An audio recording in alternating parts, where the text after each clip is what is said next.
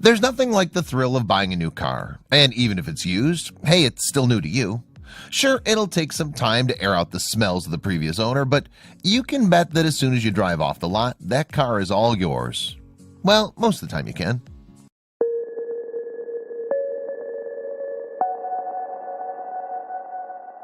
When one Georgia man found a listing online for a highly sought-after vintage car, he immediately hit the road, hoping to add it to his collection.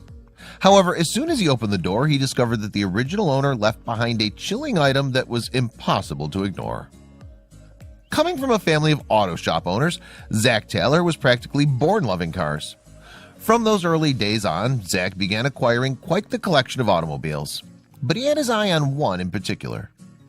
Even with a garage jam-packed with collectible cars, there was one vehicle that had eluded Zach for most of his adult life: the 1968 Ford Mustang Fastback. And given the car's unique history, its lack of availability should come as no surprise. An updated version of the redesigned 1967 model, the 68 Mustang, became an American icon thanks to its role in the Steve McQueen classic Bullitt. Car collectors were relentless in their pursuit of the legendary model. This made Zach's life difficult. But he wasn't willing to give up on his search. And in July of 2017, his determination finally paid off. Browsing Craigslist one afternoon, Zach stumbled upon a 68 Fastback for sale in nearby Franklin, North Carolina. Before he could talk himself out of it, Zach was already on the phone with the seller, who explained he listed the car for a friend who didn't have internet access. The intermediary then put Zach in touch with the actual seller, who invited him to North Carolina to check the vehicle out for himself. With childlike giddiness, Zach hopped in his car and began the 2-hour drive to Franklin, all the while picturing what the Mustang would look like parked in his collection. Sure, the car would need a ton of TLC to restore it to its former glory, but Zach was willing to put in the extra work to make his dream a reality. When he finally arrived at the small North Carolina farm, Zach pulled up to the old barn where he found the Mustang waiting for him. There, he met the car's owner, Bruce, who gave him a little more insight into its history. According to Bruce, the Mustang was originally owned by his lifelong friend, James, though it had been years since the car was in working condition. In fact, the Mustang had actually sat under a tree in the hot Florida sun for decades before Bruce got it. Sadly, James had passed a few years prior, and with his family looking to sell the car, Bruce happily purchased it from them. Since then, the Mustang has sat untouched in the shady shelter of Bruce's barn. With such a unique story behind such a unique vehicle, purchasing the car seemed like a no-brainer for Zach.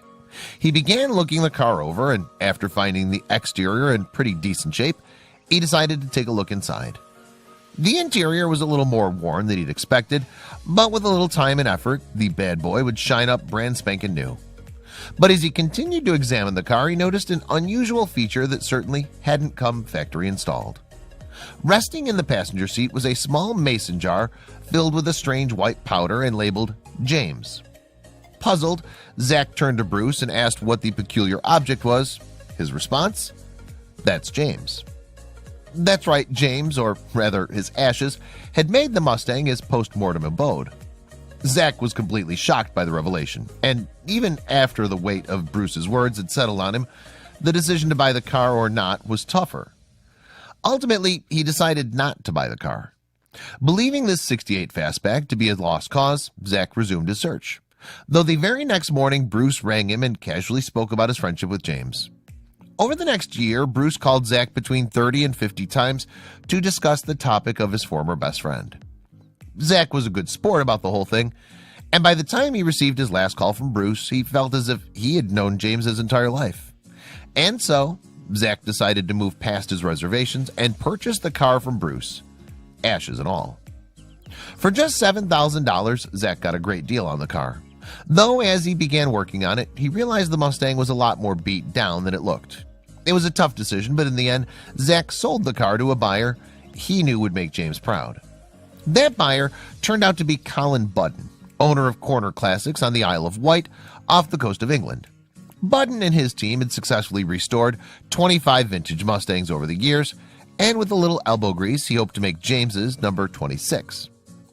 Budden began restoring the car for a client, working to replace the Mustang's rusted body. And as for James, well, his days of cruising were far from over. But this time around, James' ashes weren't going to sit on the passenger seat. They were going to become part of the car itself.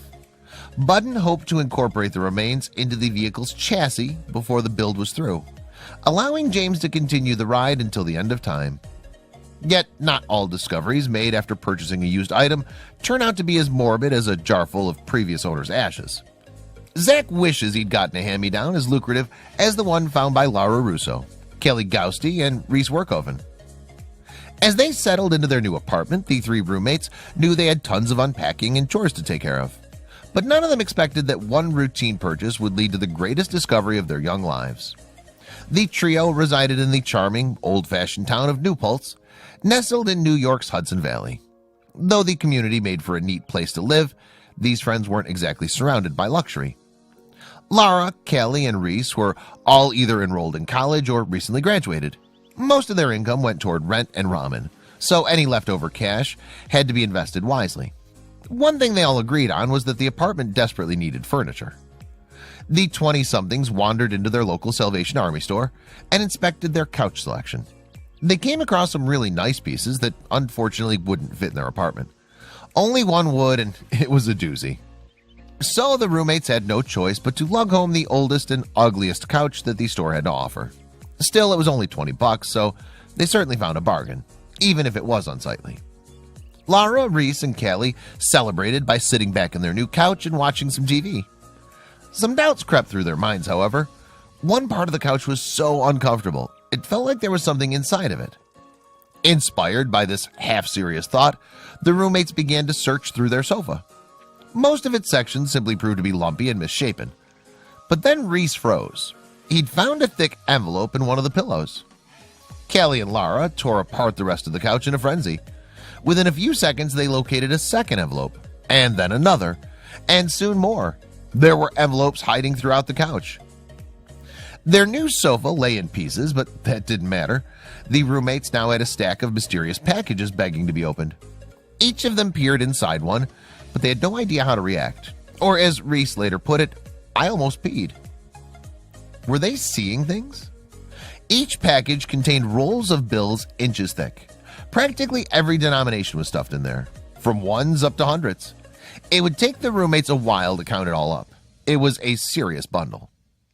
Lara, Kelly, and Reese both laughed and cried when they counted the bills. Sure, they'd all found loose change between couch cushions before, but this type of discovery, on the other hand, defied explanation. Altogether, the couch money added up to about $41,000. The roomies chattered about how much rent it would cover. Reese mentioned buying his mom a car. Unfortunately, they discovered one final object that threatened to throw a wrench into their plans. A separate envelope, torn and battered as it was, held a bank deposit slip. The paper contained all sorts of personal information, including a full name, presumably the owner of all that cash. The trio had a true dilemma on their hands. Although the money would really help them out, the friends agreed the right thing to do would be to return it. But first they had to see if they could track down the owner. Hoping they weren't throwing away the windfall of a lifetime, the roommates shared the bank information with the Salvation Army. Against all odds, the charity managed to track down the original owners. There was no backing out now. The next day, the New Paltzers drove out to the provided address. When they finally arrived, nobody liked what they saw. The house was totally run down. Multiple beware of dog signs hung on the fence. Who, the kids wondered, were they about to get involved with? Much to their relief, an old woman opened the door and welcomed them inside. She spent most of her days alone, as her husband passed away and she retired from her florist shop. She claimed the money was hers, but she'd completely forgotten it was in the couch.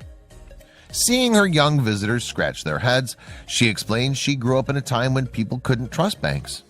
Instead of putting their life savings in an account, she and her husband stuffed their nest egg into the furniture until their kids donated it. In that moment, the roommates understood the pile of cash wasn't theirs to take. They returned the money to the elderly woman, who thanked them profusely. She felt so grateful, in fact, that she sprung a surprise on them. She allowed the roommates to keep $1,000 as a finder's fee. Though it paled in comparison to the total fortune, a cool grand wasn't a bad return on a $20 purchase. Naturally, they got to keep the sofa as well. But were they upset? Lara, Kelly, and Reese insist their true reward was returning the retirement savings to the rightful owner. Most others would have spent all that cash or failed to find it at all, but these pals could rest easy, literally and figuratively, knowing they did the right thing. These friends aren't the only people who found something unexpected at a thrift store. Those who bought these items didn't realize at first just how much they were really worth, but when they did, it was life-changing.